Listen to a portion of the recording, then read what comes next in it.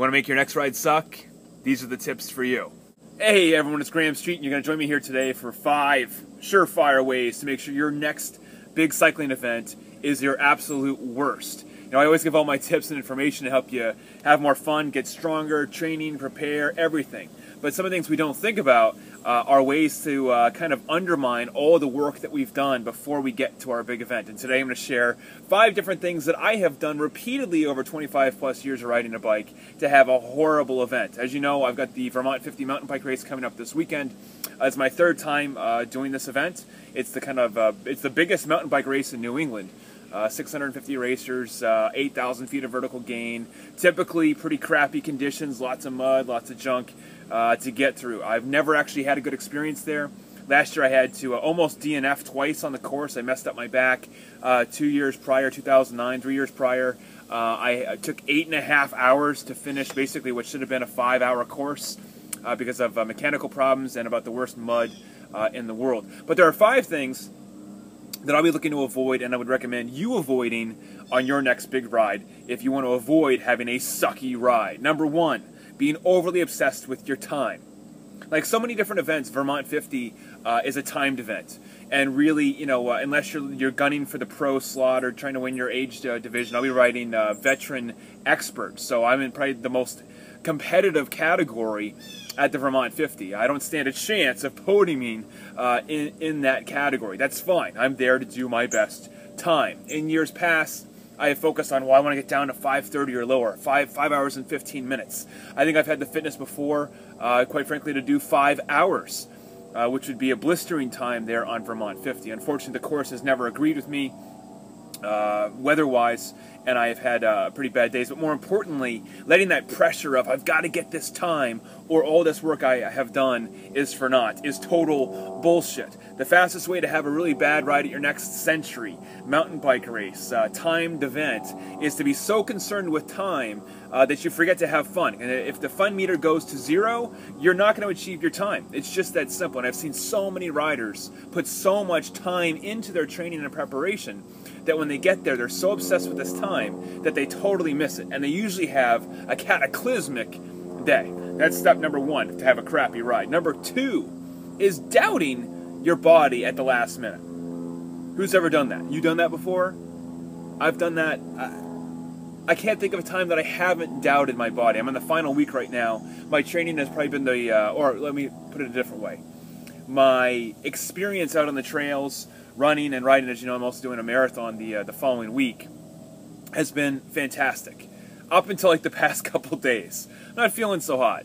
My energy's gone down a little bit. I'm not recovering as well. I'm beginning to doubt my body. If you want to have a crappy ride, a sucky ride, the next one you've got for a big event, start to doubt yourself. Because once you start to doubt yourself, your body and brain will follow. Your body kind of gets in this kind of tricky mode as we get into, you want to call it tapering, you want to call it resting before the big event, where you start to second guess what your body's asking you to do. While I'm resting, I should feel better, I should feel more revitalized, and you feel worse. It's okay. It happens to everyone, from pro all the way to beginner. Don't think that you're alone if you feel like crap during that final week when you're trying to take some more time to repair yourself. You need to trust your body.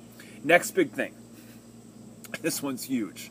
Stop doubting your training and preparation. I know many of you use my Cyclo 90 programs or a Cyclo Club member, the base program, the in-season. I'm pushing you hard on all these different programs. You're hitting hopefully milestones. You're breaking through barriers. These things have been propelling you from point A to point B.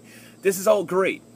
But at that last minute, that last week, don't start to think that you have any opportunity to gain more fitness. If you look at most of my taper weeks for Cyclo 90 in-season or my triathlon 4P system, you're going to see that I still have training those last weeks, or last week rather, but the intensity is high, the duration is very low, and I'm letting your body kind of coast in there with hopefully a high amount of performance. If you start to doubt that and go out and do a 4-hour ride before a Saturday event on a Thursday, probably not the best idea, and that is really a bigger indicator that you're doubting yourself. Now, the biggest mistake you can make is paying attention to what others are doing. So number 4 is being overly concerned with what your buddy's doing for the final weeks of the event, or just training in general. It doesn't even have to be close to the end of the event. Well, Dan is really fast on the mountain bike, so he's out there on the trails 6 days a week, and I only have time to get out there twice a week. I should wake up at 3:30 every day so I can hit the trails too.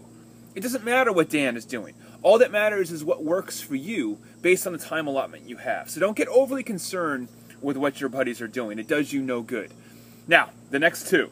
So it's actually going to be 6, I guess. But the next 2 is making big changes in your gear or yourself right there at game time. Now, how many of us have done that? Well, you know, if I just if I get a new pair of tires that's just 50 grams lighter, I'll be that much faster on the course. Maybe, but more than likely you don't know that tire very well. Probably not the best idea to change to a tire tread that you're not familiar with, or changing a wheel, or here's a good one.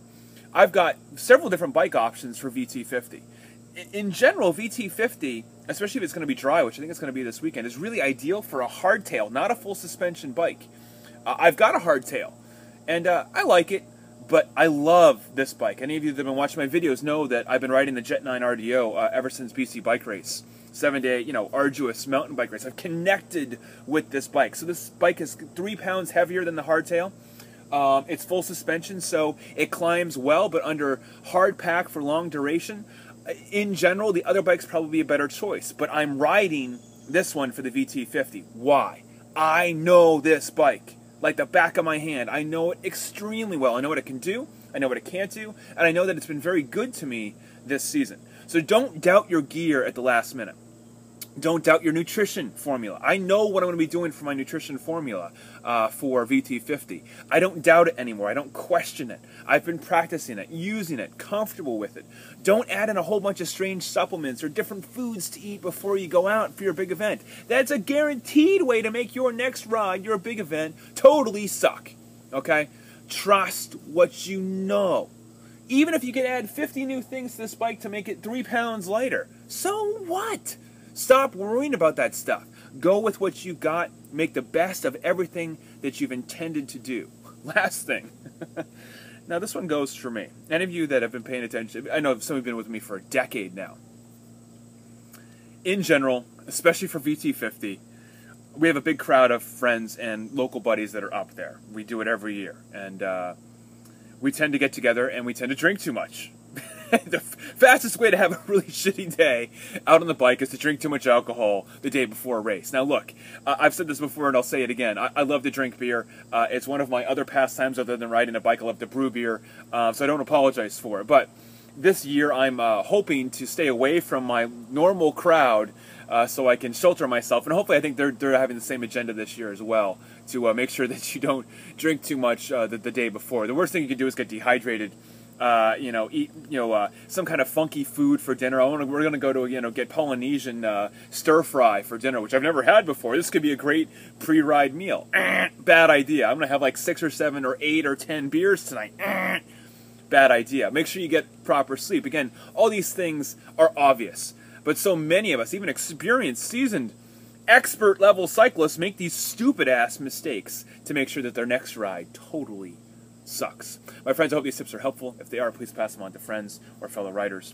I will update you with VT50. Here's one last quick thing. What I like about heading to VT50 this year, for the first time, is I can really give a shit how I do. I just don't care. I didn't really even train for VT50 this year because my focus is actually the weekend after for the Nipmuc 27-mile trail marathon. I've never done a registered marathon in my life. I've done one solo, which was just last week, went very well. That's my real target. So VT50 is actually, for the first time ever, like, if I do great, great. If I don't, I really didn't train for it anyway, so I don't care. That's a good place to be. That's a fun place to be, because now I can just enjoy the ride, and I think that makes your body more relaxed. So maybe not putting so much pressure on your goal is a really good thing. I will update you on how it goes. I'll have a podcast for you. Race report as always. Make sure you drink your Joe, take care of yourself, don't drink too much before the next big event. I'll talk to you soon.